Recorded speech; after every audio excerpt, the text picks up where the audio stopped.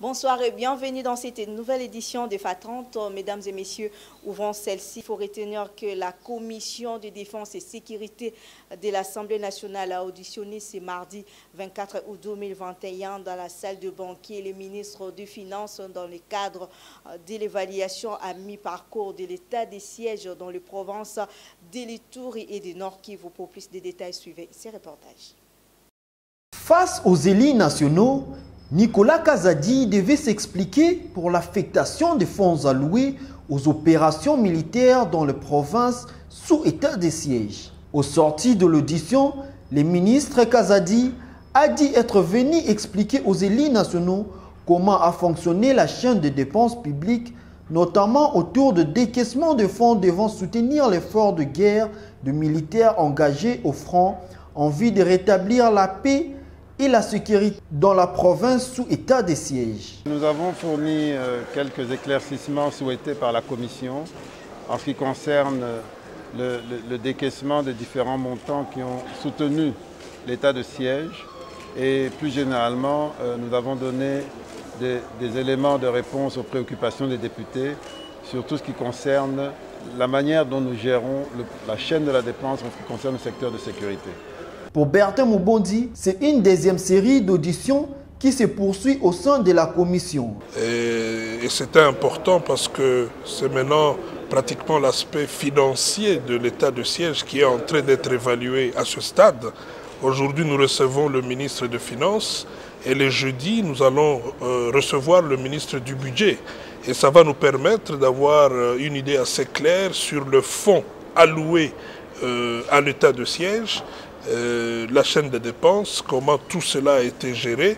Le jeudi 26 août sera le tour du ministre du Budget, ce qui permettra à la commission de se faire une idée assez claire pour les fonds alloués à l'état de siège. La chaîne de dépenses, comment tout cela a été géré pour l'efficacité de l'opération militaire dans l'est de la République démocratique du Congo. Les membres de l'entreprise du groupe Navodaya ont été reçus en audience par le ministre des Mines, Antoinette Chamba-Kalambaye. Pour plus de détails, suivez ces reportages que vous propose FA30. Située à Kisenge, dans la province de Lualaba, l'entreprise minière Kisenge Manganèse connaît quelques difficultés et se trouve en cessation d'activité. C'est ainsi que le groupe Navodaya voudrait venir à son secours. Voilà qui justifie cette rencontre avec son Excellence Antoinette Chamba-Kalambaye, ministre de Mines. Navodaya a des informations qui concernent l'entreprise Kisenge Manganèse qui se trouve en cessation d'activité depuis énormément d'années. Et Navodaya, avec sa capacité financière, technique et l'expertise, estime qu'ils sont même d'apporter des fonds nécessaires, l'expertise de l'équipement pour relancer cette entreprise suivant un contrat de partenariat public-privé. Maître Tati Miesi Nkwei, avocat conseil au sein du groupe Navodaya, a salué le fait que la patronne de mine ait insisté sur le respect du code minier et sur les capacités dont doit faire preuve ce groupe en soumettant un dossier complet, exhaustif et clair. L'excellence a été assez claire sur les sujets. Elle a insisté sur le respect du code minier et elle a insisté sur les capacités dont Navodaya doit faire preuve en soumettant un dossier complet, exhaustif et assez clair qui atteste ses capacités à pouvoir travailler dans les domaines de manière à éviter, tout comme des charlatans qui viennent, qui négocient et puis qui disparaissent. Il s'y est de souligner que la délégation du groupe Navodaya a été conduite par son managing director Sachin Bajla. Ce groupe est basé à Dubaï et compte nombre d'activités en Afrique, notamment en Côte d'Ivoire et au Gabon. Poursuivons ce journal pour vous signaler que le démarrage des travaux de construction du marché central de Kinshasa n'est qu'une question de l'air à l'hôtel de ville de Kinshasa. L'air est au dernier réglage pour la pose du premier pierre. Suivez ces reportages. Ce qui ressort de la rencontre entre le gouverneur Jontini Ngobila Mbaka et la délégation des Sogema, conduite par M. Dieudonné Barakani, l'équipe des constructeurs du nouveau marché central, est venue rassurer le premier citoyen de la ville d'un début effectif des travaux programmés dans les tout prochains jours. Peu avant l'audience l'air accordée par l'autorité urbaine, l'équipe des constructeurs a eu lieu ce mardi 24 août 2021 au Fleuve Congo Hôtel de la salle de Nairobi. Une réunion de prise de contact et d'information avec le représentant de la ville. On vient de lancer le processus d'étude et préparation des appels d'offres pour la construction du grand marché avec tous les organismes publics, administratifs, et ça donne le coup de départ officiel, en tout cas de la partie étude, qui va permettre à l'aboutissement, au démarrage effectif de la construction. Et ça sera dans un délai, en tout cas très raisonnable, pour permettre aux entreprises de lancer leurs travaux. À cet effet, il a promis de terminer la construction de ces prestigieux lieux de négoce pour le bien de tous. Pour sa part, l'administrateur du marché central, Bopili, a exprimé sa satisfaction sur la réalisation de ces projets qui n'a fait que parler de lui. Il a appelé les Kinois à croire au gouverneur Jontini Ngobila, car bientôt, les Kinois auront un marché moderne de 62 000 étalages et 500 magasins. Les gens pensaient que ce projet n'est qu'un slogan. Les autres disaient que non, on ne va pas réaliser un tel projet. Mais je suis fier, j'en félicite le DG de Sogem. Il a promis, aujourd'hui nous avons eu notre prise de contact avec les partenaires et pour relancer les programmes. Et notre descente va effectuer, je crois, dans 2 jours pour pouvoir matérialiser ce que nous sommes en train, n'est-ce pas, de faire. Et il y aura d'autres séances d'échange avec les partenaires ainsi que les DG pour arriver à matérialiser les projets et commencer les travaux. Parlons toujours de l'hôtel de ville de Kinshasa où le chef de riz de la ville-province de Kinshasa sont allés déposer leur mémo auprès du gouverneur Jontini Ngobila Mbaka à l'esplanade de l'hôtel de ville de Kinshasa. Merveille Maléa nous en parle dans ce journal.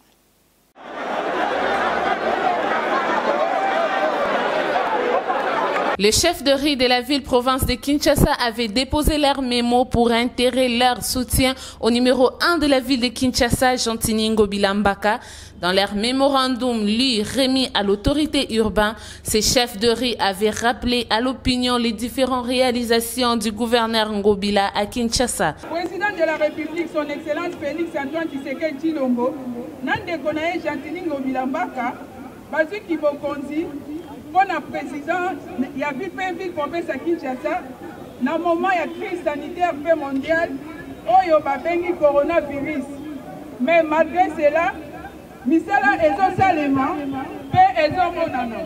Soyez Jontini Ngobila Mbaka, à sa premier gouverneur Oyo, à son chef de riz, qui va conduire na biso. Prenant la parole, les gouverneurs de la ville de Kinshasa avaient d'abord remercié le chef de rue pour leur action et a expliqué les rôles capitaux de chef de rue. Yaliboso esengo na motema ya komona bino ba chef de rue bo se mobiliser bino moko. Bolobi boya kokutana gouverneur. Pe ngayoyo. Nayoki memo na bino. Ekoti nga na motema ti na baviseur, donc ti na kati ya makila, ti na kati ya nzoto. Sur ce, les patrons de la ville de Kinshasa avaient annoncé une formation pour les 120 000 chefs de rue de la ville-province de Kinshasa. Les agents de la radio-télévision nationale ont poursuivi leur grève ce mercredi 25 août 2021. Cette grève a bel et bien débuté hier mardi 24 août, juste pour déclarer ou revendiquer leurs droits. Benji Fakoy était sur place pour le compte des FAT30.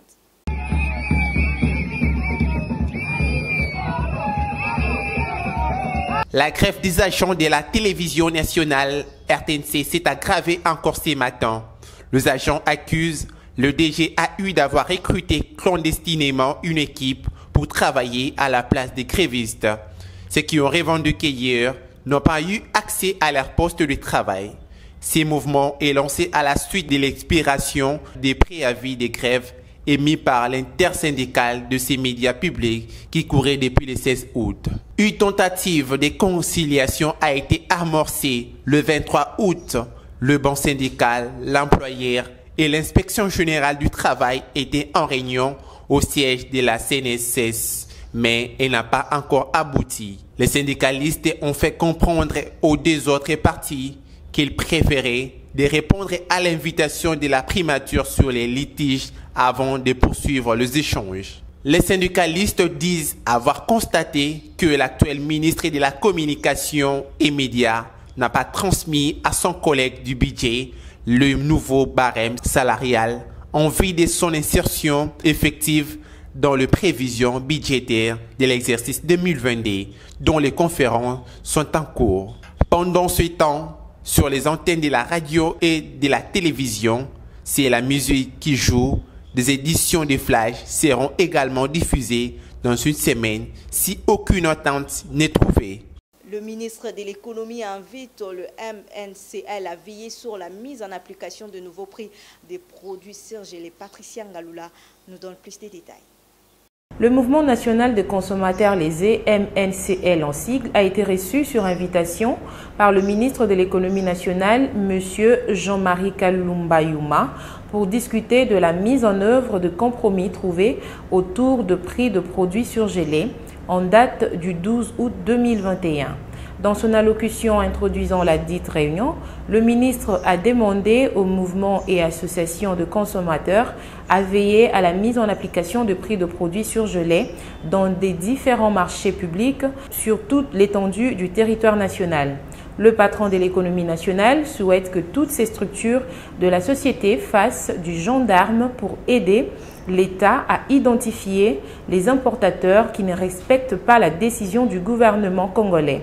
Profitant de cette occasion, Jean-Marie Kalumba a annoncé que ses prochaines missions consisteront à enquêter sur le respect de la structure de prix auprès des opérateurs téléphoniques sur le forfait appel et Internet, auprès des hôpitaux sur le prix de fiches de consultation et les prix de bouteilles d'eau minérale dans les différents coins de la ville. À son tour, le Mouvement national de consommateurs lésés a promis d'accompagner le ministre de l'économie dans toutes les décisions et initiatives qui seront prises dans l'objectif de faciliter la vie des consommateurs. Ainsi donc, le Mouvement national de consommateurs lésés prend aussi l'engagement de procéder aux enquêtes dans nos différents marchés afin de nous acquérir de la réalité du marché en rapport avec le prix de produits surgelés. En outre, le Mouvement national de consommateurs lésés lance un appel aux importateurs de pouvoir respecter simplement la loi du pays en s'inclinant à la structure de prix établie par le gouvernement en synergie avec eux. Quittons la capitale de la République démocratique du Congo pour aller au Congo central où l'inspection générale de finances, IGF en sigle, traduit en justice le gouverneur Atou Matubwana pour le détournement des deniers publics. Benji Fakoy nous en dit plus dans ses reportages.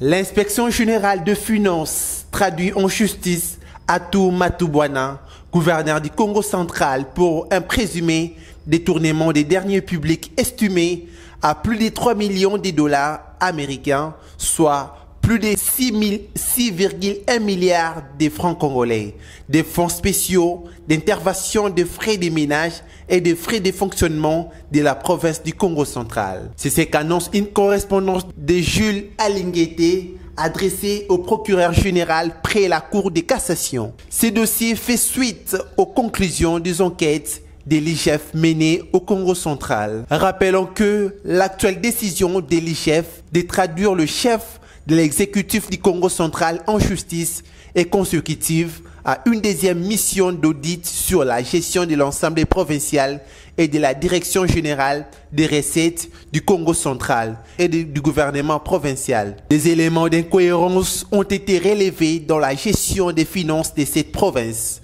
Notons aussi que, d'après les récentes révélations de l'IGF, les différents contrôles effectués par ces services au sein de certains gouvernorats des provinces relèvent d'un constat de mauvaise gestion de la chose publique. Parlons sport. Dans ce journal, l'association sportive Vita Club a annoncé le mardi 24 août 2021 dans un communiqué officiel la signature de Dominique Yves Sionsi comme nouveau entraîneur de cette équipe. Benji Fankoy pour les détails. La direction de l'association sportive Vita Club a annoncé le mardi 24 août 2021 l'arrivée du technicien français Dominique Yves à la tête du staff technique des Verts et Noirs de Kinshasa. Le nouvel entraîneur âgé de 65 ans en région Vita Club avait une mission bien précise, remporter les titres du championnat national d'élite, Vodacom Ligue 1 et la Coupe de la Confédération de la CAF. Ainsi, il succède à Florent Ibenge, parti du côté de l'équipe de la Renaissance sportive de Bergame du Maroc. Dominique Yves Sionsi est reconnu pour avoir dirigé l'équipe du Royal Olympic Club de Charleroi en Belgique. Les dirigeants de Vita Club ont opté pour l'ancien directeur technique de l'équipe nationale des éperviers du Togo, qui a formé une génération de joueurs talentueux et les accompagné jusqu'à la qualification pour la Coupe du Monde de la FIFA 2006 en Allemagne. Il était également le team manager des sélections d'âge de U17 et U20 du Togo. Sionsi a également dirigé l'Académie Planète Football de Lomé, capitale du Togo. Toujours en sport, le sélectionneur des Léopards Hector Cooper est attendu ce jeudi 26 août 2021 à Kinshasa pour le préparatif du premier match des éliminatoires Qatar 2022. Benji Fakoy et Grady Vang nous en parlent dans ce journal. Après sa publication de la liste de Léopards retenus pour affronter la Tanzanie, le sélectionneur national de Léopards à prime, Hector Raoul Cooper, est attendu à Kinshasa ce jeudi 26 août, en prélude des éliminatoires du Mondial Qatar 2022. La République démocratique du Congo jouera la Tanzanie ce vendredi 2 septembre à Lubumbashi. Le sélectionneur national de Léopards va falloir fouler le sol congolais. L'annonce a été faite par la Fédération congolaise de football, association FECOFA en sigle. Hector Cooper sera accompagné de son assistant José Carlos Fantagouzi.